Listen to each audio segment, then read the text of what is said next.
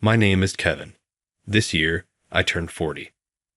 I work at a small-town factory near my home, manufacturing auto parts, mainly car lights. My job is to supervise temporary workers lined up on the assembly line and ensure we deliver the specified lights by the deadline. Some of these workers have issues that trouble me, and one such case is the recently joined Emily Smith. There are no problems with her work or performance. In Emily's case, it's not so much a problem as it is a concern. Emily didn't have lunch again today. I asked her, sitting in a corner of the cafeteria during lunch break. She looked up at me awkwardly. "Yes, I didn't have time to buy," she said. "You can leave the factory to buy some," I suggested. "But wouldn't that be against the company's rules?" she asked. "It can't be helped. If you don't eat properly, it'll affect your work in the afternoon too," I replied. "I'm sorry, but I don't have the money to buy food," she said. Again, she not only doesn't bring lunch, but she also barely has any money on her. Even as a temp, she should be making between $1,800 to $2,000 a month, including overtime. The pay might be low, but it's not so bad that she should always be struggling financially. Plus, she lives with her parents. She should have some money to spend. "Hey, are you managing your money properly?" I asked. "And Emily, you should take more care with your appearance." She looked down as I said this. Emily had just graduated from high school, but frankly, she was unkempt.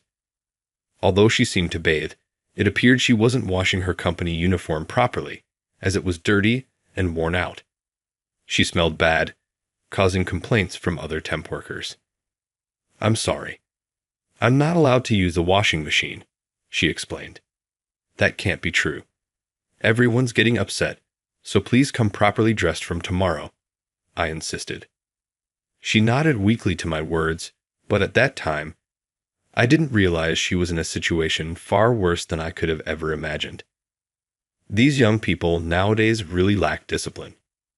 That night, after finishing work and returning home, I grumbled to my wife Susan for dinner about Emily again.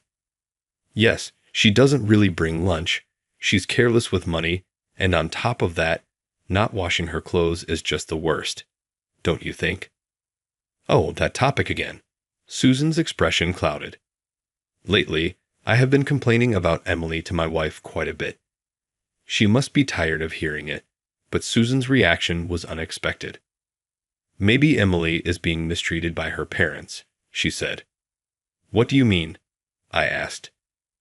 "I've been hearing some rumors in the neighborhood, and it got me thinking," Susan explained. She then told me about a recent rumor she'd heard. Apparently, in a family that had moved into a public housing complex, a daughter was being neglected by her parents. The family's last name is Smith. Could it be? "Well, it seems that girl is her father's stepchild and the family treats her coldly," Susan said. "Can you keep an eye on her for a while?" Understood. I was stunned by my wife's words, but thinking about it, it explained why Emily didn't bring lunch or have any money if her parents were taking all the money she earned. Just the thought of it made me feel sick. However, I was about to witness something even more shocking. It happened on the weekend while shopping at the supermarket with my wife Susan. I coincidentally saw Emily. "Come on, hurry up and walk." "Stop it, Kevin." Emily was being hit by a little boy. It was more like playful punching around her waist, but she clearly didn't like it.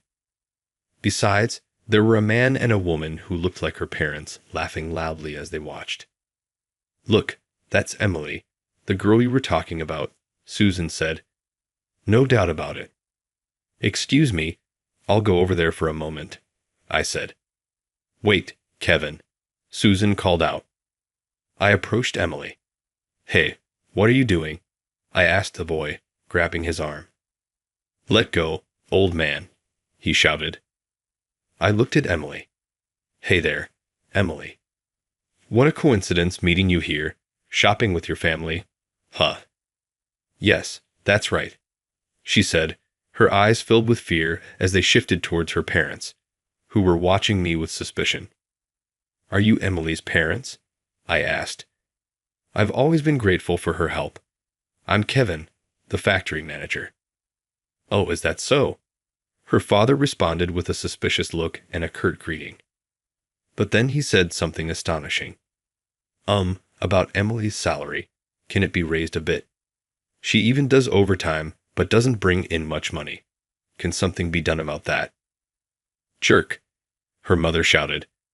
We're letting you use our daughter. Pay her more. Let go, you old jerk. The boy, whom she called Kevin, tried to shake off my hand. I released his hand. Fine, don't mess with me, he said, and ran back to his parents. Dad, beat up that old jerk, Kevin shouted. Not here. We'll deal with it later. The father laughed loudly and crudely at his son's words. What's with these people? Susan murmured beside me. She gently tugged at my clothes, a signal to move away from these people. Well, we'll be going then. See you at work, Emily, I said. Hey, think about her pay raise, will you? The father shouted after us. Ignoring the shouting boy, we walked away from the Smith family. Emily watched us leave with a longing gaze. Kevin, thank you for yesterday. The next day at work, Emily approached me. I didn't realize what you were going through. I'm sorry for any thoughtless things I've said before. I know it's embarrassing, but I couldn't do anything about it, she said, and began to slowly share her circumstances. Since her parents divorced and she was taken in by her father, Emily had always been burdened with household chores. Because of this, there were times she couldn't go to school. After middle school, she worked part-time while attending a night high school with her father's permission. At that time, she wasn't deprived of her earnings. She had to manage everything herself, but she lived relatively freely. However, everything changed after her father remarried. Her stepmother disliked her and treated her coldly, teaching Kevin, her stepbrother, to treat Emily like a servant.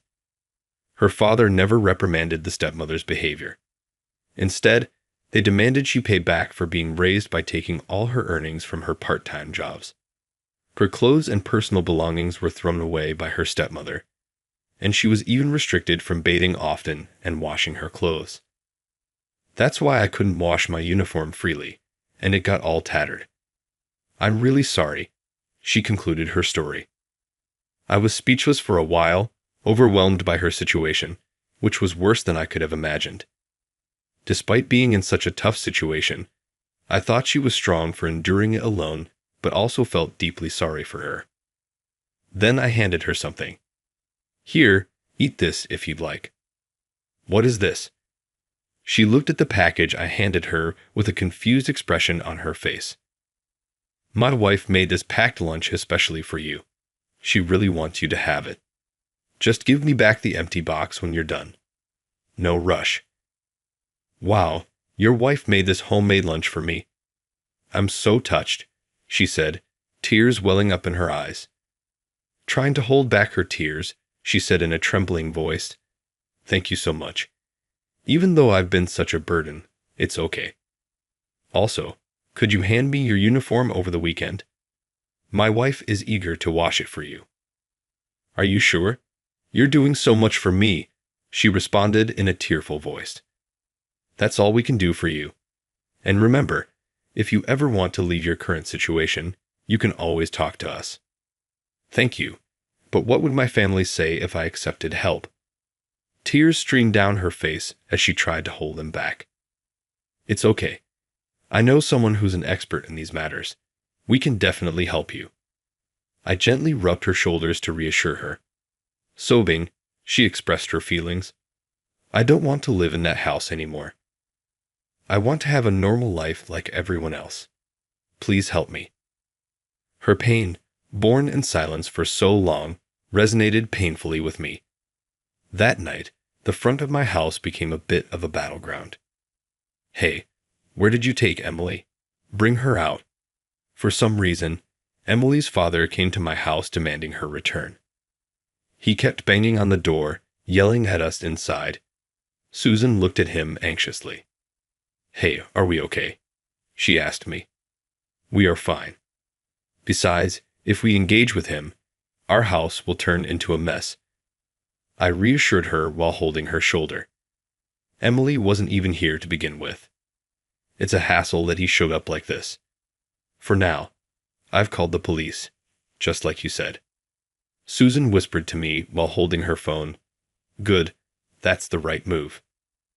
I smiled at Susan and took the phone from her. I then dialed a certain number. Soon after, Emily's parents were taken away by the police.